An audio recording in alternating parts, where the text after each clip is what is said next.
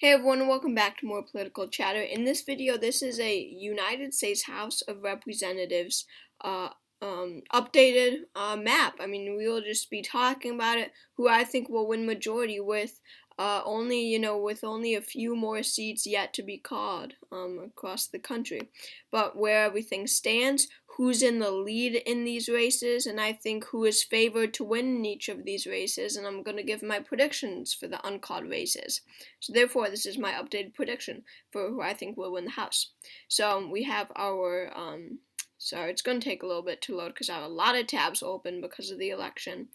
But just a few minutes ago, Kim Schreier was announced the winner in Washington's 8th Congressional District, so I just wanted to add that in there in case you haven't heard, in case you're watching this video early. But with that, let's get started. So we have the results of who's in the lead so far in these races. If it's a light district, then that means that blue. If it's light blue, of course the Democrat is leading, but it's uncalled. And if it's light red, means the Republican is leading, but it is uncalled. So let's get started. So 218 seats are needed for the majority. The Republicans have about 212 seats right now that have been called for them. That means that they only need 6 more for the majority. They are so close, and I do believe that they will win majority. I think that it would be extremely hard for Democrats to win, and the Democrats will need to win 19 of these seats to have majority. That would be a major task.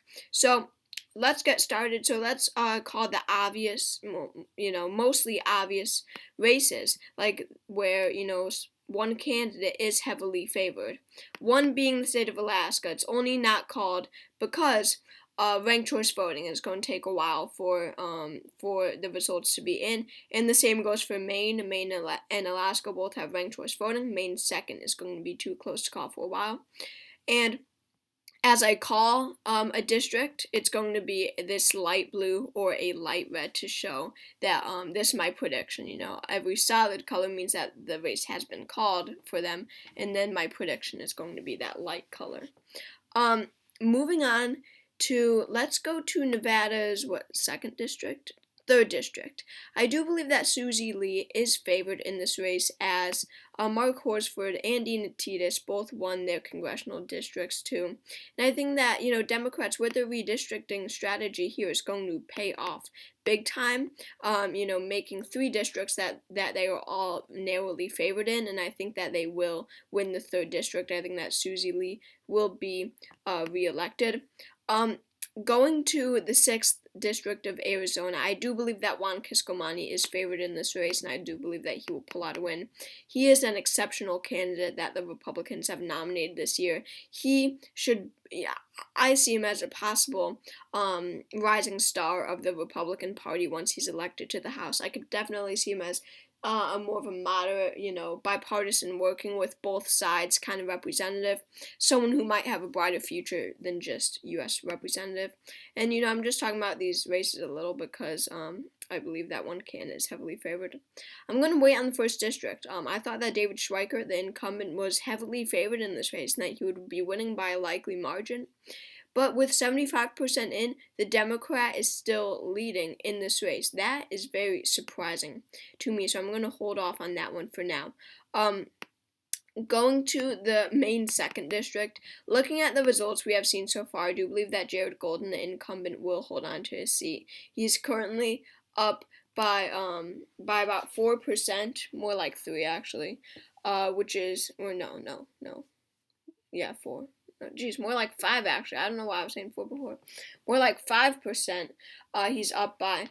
And again, ranked choice voting is going to take a while. But looking at what we have seen so far, I think that he does kind of have this race under lockdown. I don't think that he's going to have all that much trouble.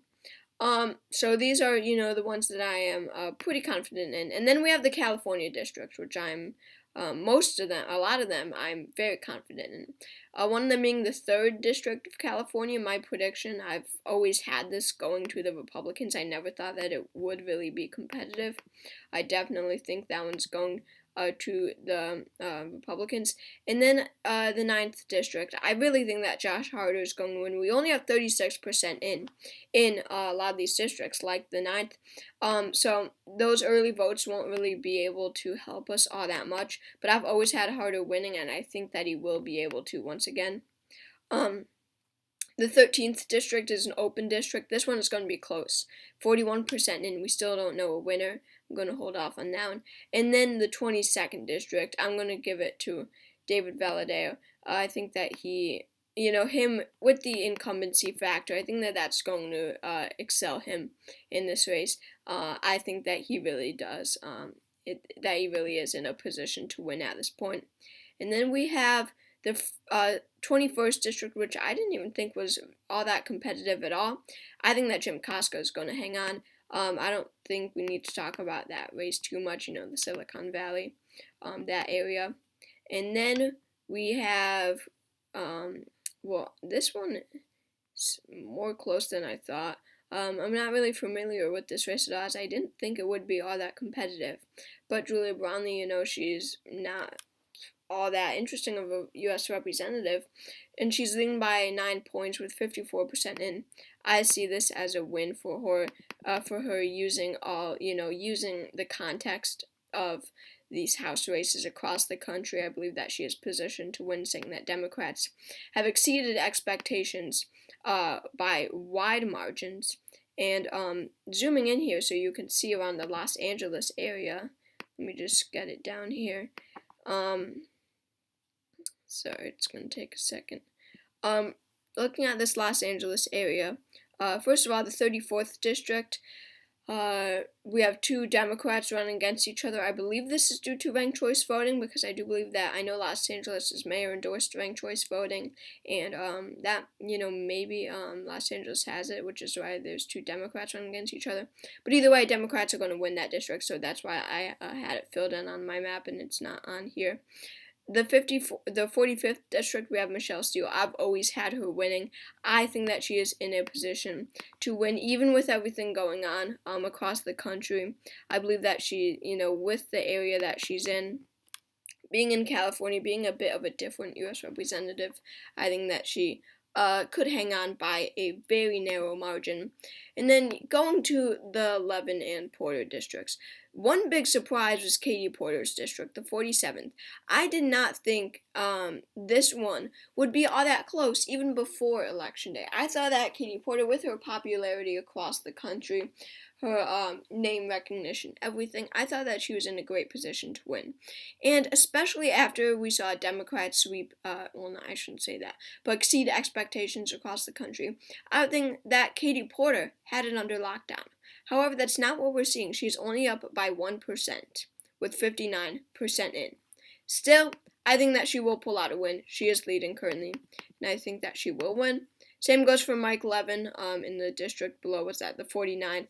He's currently up by about 2 points. A bit more than 2 points, with 58% in. Time will tell, though. But I don't, Levin is popular. Biden campaigned for him. I think that he's in a good position. And then we have the 41st district. We have a Republican incumbent. That alone, it's going to be pretty hard for Democrats to flip this district, especially it being in California, and we haven't seen many flips for the Democrats in California, them exceeding expectations. They really are not in the state of California, and we're seeing that with Katie Porter's district. I think that Republicans will win this one. So, moving away from California, we'll get back to those uncalled districts, Mike Garcia's district, all that, because I think that one is definitely in jeopardy. Going back to, these ones are going to be really close. One that I am surprised about is Maryland's, I believe, 2nd district. Oh, God. This is extremely slow.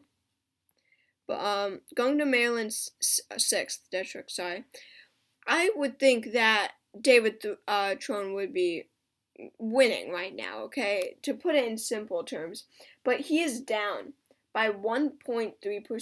This is unexpected for me. Him being the incumbent and Democrats doing so well across the country, I would think that, that incumbency factor with everything else would put him in a strong position to win.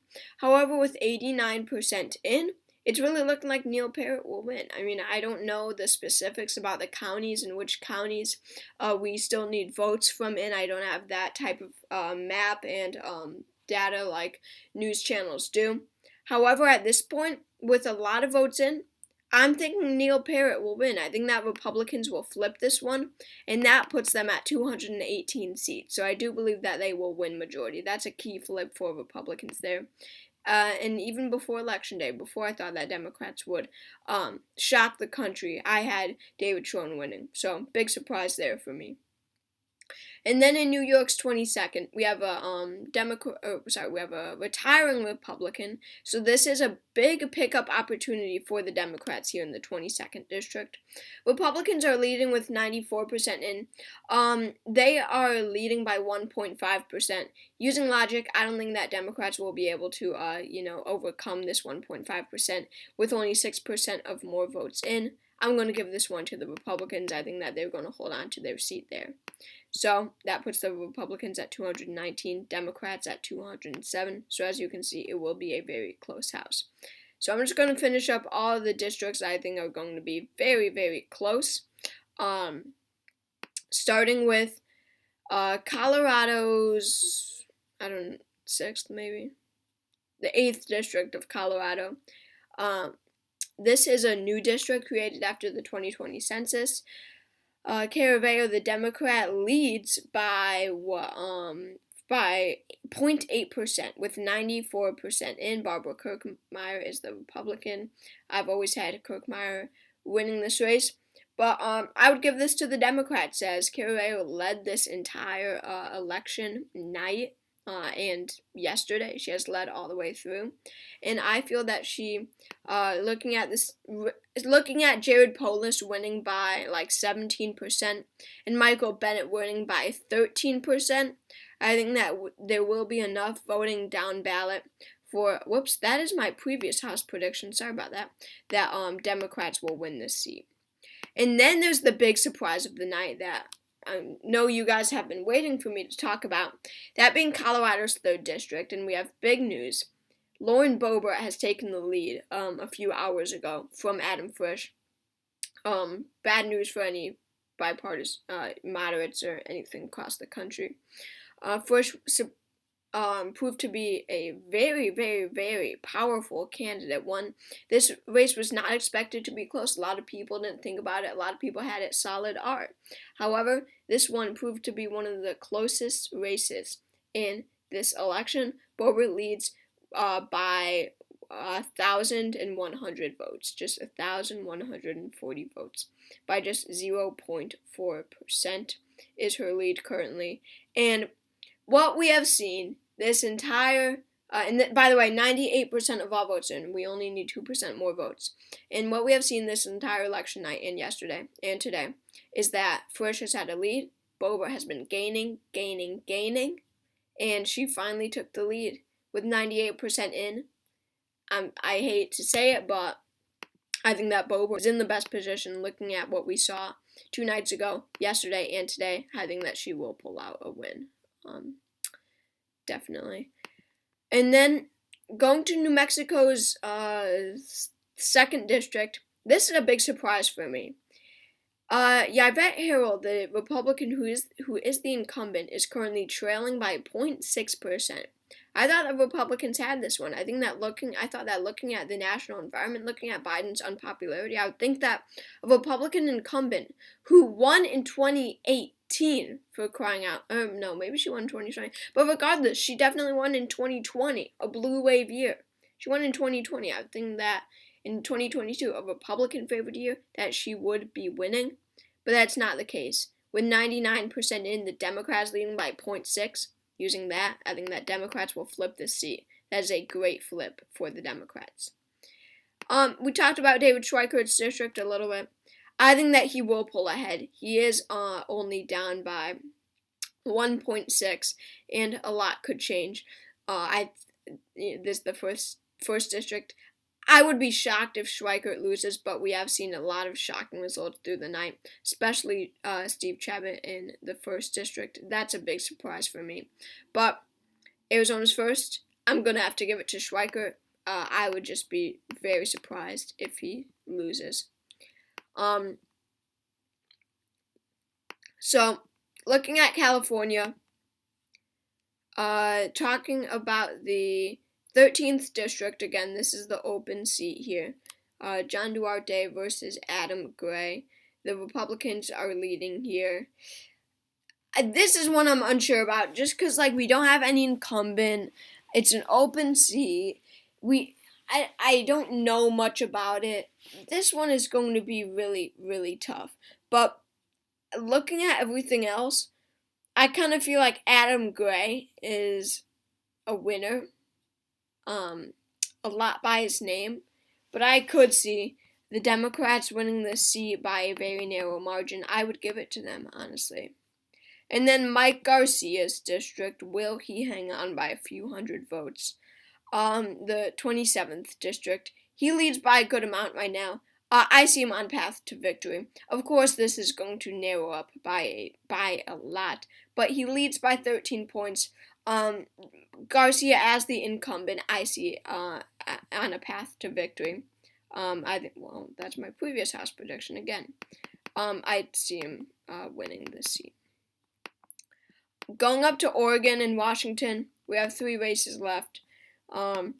Looking at Oregon, the 5th district, I have always had Republicans winning, and I would think, based off of the election night and everything, that Jamie McLeod Skinner would be winning by a narrow margin over Lori Chavez DeRemer. That's not the case. I would still have Chavez DeRemer winning, and I still do. I think that Republicans will, that's a flip for Republicans, by the way, because Kurt Schrader lost his primary. And then we have the 6th district, which I think that Salinas is going to win. I believe I've always had her winning. It's just a Democratic district. Biden won it by a large margin. I think that Democrats are on path to victory. Looking at everything else, oh my God, why do I keep going back to them? I think that they are on track to victory there. And then we have a big surprise. Washington's 3rd district. When I saw that the Forward Party had endorsed Marie Gluesenkamp-Perez a while ago, I didn't think anything of it. I thought, and the same actually goes for Adam Frisch in Colorado, by the way. But, because I didn't think that, these two had any chance and that they were just endorsing some rural Democrats, just, some hopefuls, if you will. And Marie Gluesenkamp-Perez is definitely hopeful, and she is winning this race currently. Shocking for Democrats here that they could win Washington's 3rd. This is, Jamie Herrera Butler's district. She lost her primary to Joe Kent, who is much more extreme, much more far right than her. Butler was more of a moderate Republican, traditional Republican. And this is a great pickup opportunity for the Democrats, one that was not expected. But looking at what's happening in Colorado, I think that Joe Kent is going to gain over Marie Gluesenkamp-Perez. I think that he's going to win by an extremely narrow margin, even though I do hate to say it. I'm going to be unbiased, as I always am. I'm going to give Joe Kent the victory there. So this is how I think the House map will play out. Republicans win 224. Democrats win 211 seats. So Republicans win majority by 6 seats. So, it definitely is a competitive House. A few Republicans voting for the other side could play a big part. But thank you all for watching this video. Make sure to subscribe if you haven't already. And I hope you enjoyed, and I will see you all next time.